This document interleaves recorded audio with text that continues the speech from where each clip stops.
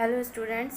BA द्वितीय वर्ष के प्रथम प्रश्न पत्र के अंतर्गत हम अलाउद्दीन खिलजी के बारे में पिछली कुछ क्लासेस में चर्चा कर रहे थे और हमने अलाउद्दीन खिलजी के सैनिक अभियानों के बारे में बात की। आज हम अलाउद्दीन खिलजी की प्रशासनिक व्यवस्था के बारे में चर्चा करेंगे। तो सबसे पहले हम बात करते हैं अलाउद्दीन खिलजी के राजत्व सिद्धांत के बारे में। तो अलाउद्दीन खिलजी का जो राजत्व सिद्धांत था वो काफ़ी हद तक बलबन के राजत्व सिद्धांत पर ही आधारित हमें नज़र आता है और बलबन की तरह ही अलाउद्दीन खिलजी भी सुल्तान की निरंकुश शक्तियों में विश्वास रखता था और उसका भी ये मानना था कि जो सुल्तान होता है वो ईश्वर का प्रतिनिधि होता है। अलाउद्दीन का ये भी मानना था कि राजा का कोई संबंधी नहीं होता, वे या तो उसके सेवक होते हैं या उसके प्रजाजन। तो अलाउद्दीन खिलजी ने प्रशासन को सदैव धर्म से पृथक रखा और उसने उलेमाओं को कभी भी राजनीतिक मामलों में हस्तक्षेप करने की इजाज़त नहीं दी, क्योंकि वो प्रशासन में उलेमाओं के हस्तक्षेप को अनुचित मानता था। अलाउद्दीन दिल्ली का ऐसा पहला सुल्तान कहा जा सकता है जिसने धर्म पर राज्य का नियंत्रण स्थापित किया और ऐसे तत्वों को जन्म दिया जिनसे कम से कम सैद्धांतिक रूप में राज्य असांप्रदायिक आधार पर खड़ा हुआ। अलाउद्दीन खिलजी सुल्तान के पद के लिए खलीफा का मान्यता पत्र प्राप्त करना आवश्यक नहीं मानता था, लेकिन वो स्वयं को खलीफा का नायब मानता था और उसने जो उपाधि धारण की यमीनुल खिलाफत नासिर अमीरुल मोमिनीन, उससे ये सिद्ध भी होता है। अलाउद्दीन खिलजी को अपने शासनकाल के प्रारंभिक वर्षों में बहुत सारे विद्रोहों का सामना करना पड़ा। तो अलाउद्दीन के शासनकाल में जो विद्रोह हुए थे उनके पीछे अलाउद्दीन ने यह निष्कर्ष निकाला कि जो उसकी प्रशासनिक व्यवस्था है उसमें कुछ दोष हैं और उनको दूर करना बहुत ही आवश्यक है। जैसे कुछ लोगों के पास अत्यधिक धन संग्रह, मदिरापान का अधिक प्रयोग जिससे षड्यंत्र करने की प्रेरणा मिलती थी, अमीरों का पारस्परिक मेल मिलाप, आपसी विवाह संबंध और गुप्तचर विभाग की अयोग्यता।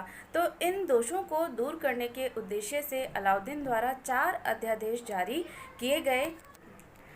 तो अपने पहले अध्यादेश के अंतर्गत अलाउद्दीन ने धन पर जो लोगों को अवज्ञाकारी, निष्ठाहीन, उद्दंड तथा अहंकारी बना देता था उस पर प्रहार किया। अमीरों और अन्य धनी व्यक्तियों की संपत्ति उसने छीन ली, उपहार में दी गई जमीन उसने वापस ले ली, अनेक व्यक्तियों की पेंशन उसने बंद कर दी, कर मुक्त भूमि पर फिर से उसने कर लगा दिया, धनी व्यक्तियों से जबरदस्ती धन वसूला गया, नए कर उसने लगाए और प्रचलित करों की मात्रा में भी वृद्धि की गई।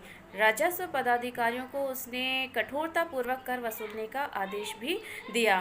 तो इसके परिणाम स्वरूप अधिकांश व्यक्ति जो थे वो निर्धन बन गए और आर्थिक तंगी की वजह से विद्रोह की तरफ से उनका ध्यान हट गया।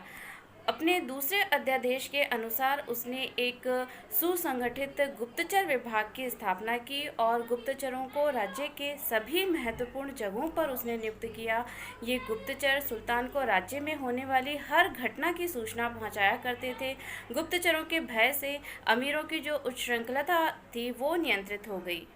अपने तीसरे अध्यादेश के अंतर्गत अलाउद्दीन ने मादक द्रव्यों के प्रयोग पर भी प्रतिबंध लगा दिया, क्योंकि उसका विचार था कि इनका सेवन करने से व्यक्ति उत्तेजित हो जाता था और विद्रोह की बात सोचता था।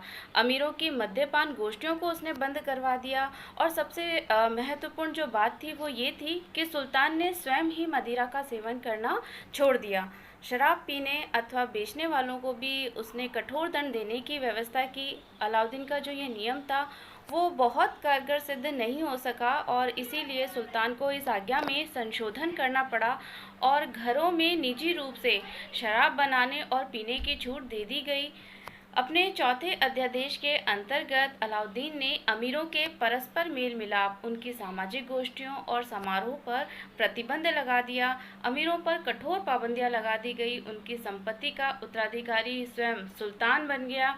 अमीरों के जो पुत्र थे उनको सुल्तान का दास माना गया और अमीर सुल्तान की पूर्व अनुमति के बिना आपस में वैवाहिक संबंध कायम भी नहीं कर सकते थे।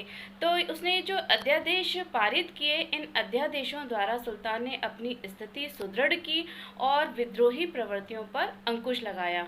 तो अब हम बात करते हैं अलाउद्दीन की केंद्रीय प्रशासनिक व्यवस्था की। तो अलाउद्दीन सैद्धांतिक और व्यवहारिक रूप से शासन का सर्वोच्च पदाधिकारी हुआ करता था और राज्य की जितनी भी शक्तियाँ थी वो सब की सब उसी के हाथों में केंद्रित थी। वो एक निरंकुश शासक की भांति था और उसने न तो अमीरों का कभी प्रभाव स्वीकार किया और न ही उलेमा के आदेशों का। अलाउद्दीन कार्यकारिणी, न्याय, राजस्व और सेना का सर्वोच्च अधिकारी था और राज्य में समस्त नियुक्तियां उसी की इच्छा अनुसार हुआ करती थी। उसके मंत्री भी उसके सलाहकार ना होकर उसके सेवक के समान थे और उनकी सलाह को मानना या न मानना पूरी तरह से अलाउद्दीन पर ही निर्भर था। प्रांतीय सूबेदारों या मुख्तारों पर भी उसका कठोर नियंत्रण रहता था। सुल्तान का जो सबसे निकटतम सहयोगी हुआ करता था वो वजीर होता था और वो दीवाने वजारत यानी वित्त विभाग का प्रधान होता था।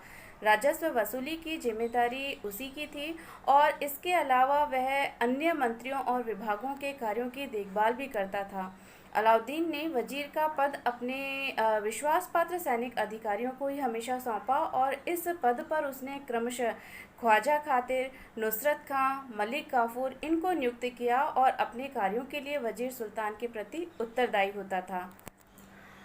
दीवाने आरिज के जिम्मे अलाउद्दीन ने सैनिक कार्य, सेना की नियुक्ति, उनके वेतन का प्रबंध, सेना के साजो सामान जुटाने, सेना का निरीक्षण इत्यादि कार्यक्रमों को सौंपा था। युद्ध मंत्री जो आरिज ममालिक कहलाता था उसकी सहायता नायब आरिज करते थे। दीवाने इंशा विभाग का प्रधान दबीर एक खास होता था। इस विभाग का जो कार्य होता था वो था शाही आदेशों और पत्रों का प्रारूप तैयार करवाना, प्रांत पतियों और स्थानीय अधिकारियों से पत्र व्यवहार करना और सरकारी आदेशों को सुरक्षित रखना था। इस विभाग का प्रधान अनेक दबीरों की सहायता से कार्य करता था। दीवानी रिसालत विदेश विभाग था और ये विदेशी देशों से संपर्क साधा करता था। अलाउद्दीन द्वारा एक नए विभाग की भी स्थापना की गई जो दीवानी रियासत नाम से जानी जाती थी और ये मुख्यतः बाजार और व्यापारियों पर नियंत्रण रखता था। इन मंत्रियों के अतिरिक्त केंद्रीय सरकार के अनेक कर्मचारी भी थे जो विभिन्न विभागों से संबंधित कार्यों की देखभाल किया करते थे। अलाउद्दीन खिलजी द्वारा किए गए सैनिक सुधार बहुत ही महत्वपूर्ण कहे जा सकते हैं क्योंकि सैनिक सुधारों के माध्यम से ही उसने मंगोलों के आक्रमण का प्रतिरोध किया और साथ ही साथ उसके उत्तर भारत के सैनिक अभियान और दक्षिण भारत के सैनिक अभियान सफल हुए। तो अगर हम बात करें अलाउद्दीन खिलजी के सैनिक सुधारों की तो सबसे पहले अलाउद्दीन खिलजी ने एक विशाल स्थायी सेना का गठन किया और उसकी संख्या फरिश्ता अपनी पुस्तक तारीख़-ए-फ़रिश्ता में 4,75,000 घुड़सवार बताता है। अलाउद्दीन खिलजी द्वारा सैनिकों की सीधी भर्ती आरंभ की गई और उसने ये जो कार्य था वो दीवाने आरिज यानी सैनिक विभाग को सौंपा और इसके द्वारा बहुत जांच पड़ताल के बाद केवल कुशल और अनुभवी योग्य व्यक्तियों को ही सैनिक के रूप में भर्ती किया जाता था।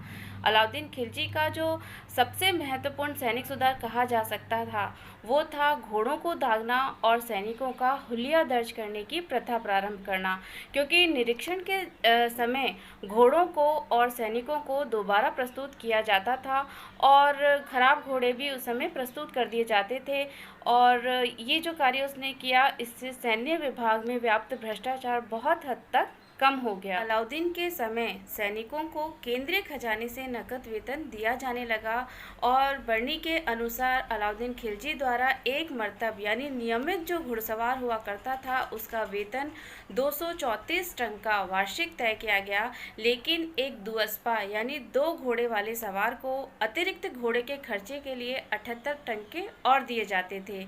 दीवाने आरिज द्वारा समय समय पर और अभियान पर भेजे जाने से पूर्व सेना का कठोर निरीक्षण भी किया जाता था और अलाउद्दीन खिलजी द्वारा अपने सैनिकों के अस्त्र शस्त्र और कवच पर भी पूरा ध्यान दिया गया।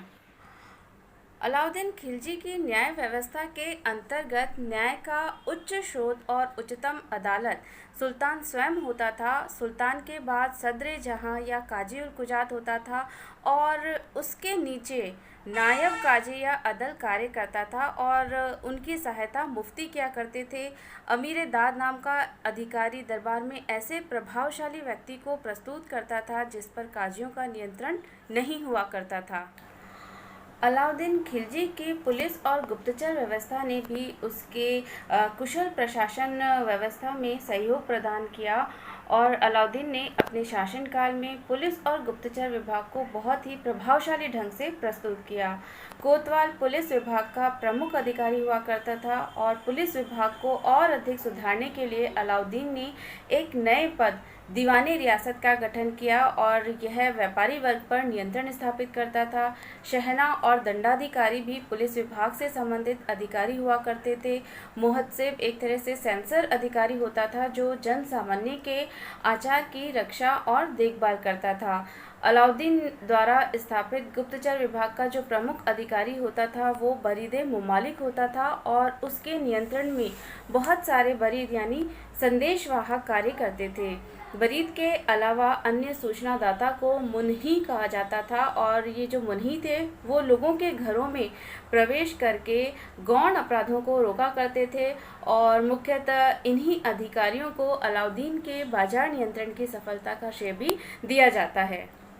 अलाउद्दीन खिलजी की डाक पद्धति भी उत्तम कोटि की थी और अलाउद्दीन द्वारा स्थापित डाक चौकियों पर कुशल घुड़सवारों और लिपिकों को नियुक्त किया जाता था और वे राज्य भर का समाचार पहुंचाते थे। इससे विद्रोह और युद्ध अभियानों के बारे में उसे सूचना शीघ्र अतिशीघ्र मिल जाती थी। और अगर हम बात करें अलाउद्दीन खिलजी के प्रांतीय प्रशासन की तो बरनी के अनुसार अलाउद्दीन के साम्राज्य में प्रांतों की संख्या 11 थी और जो प्रांतपति हुआ करता था वो एक प्रकार का लघु सुल्तान था। प्रांतपति दरबार लगाता था, न्याय करता था और प्रशासन को संभाला करता था। इनके लिए वली या मुक्ता शब्द का प्रयोग किया जाता था जो अक्ता का अधिकारी होता था। यह पद जो हुआ करते थे वो वंशानुगत नहीं होते थे और सुल्तान जब चाहे उन्हें उनके पद से हटा सकता था और उन्हें स्थानांतरित भी कर सकता था। अलाउद्दीन के समय में अनेक अधीनस्थ शासक थे जैसे देवगिरी और तेलंगाना आदि के शासक और ये वली या मुक्ता की अपेक्षा ज़्यादा स्वतंत्र थे।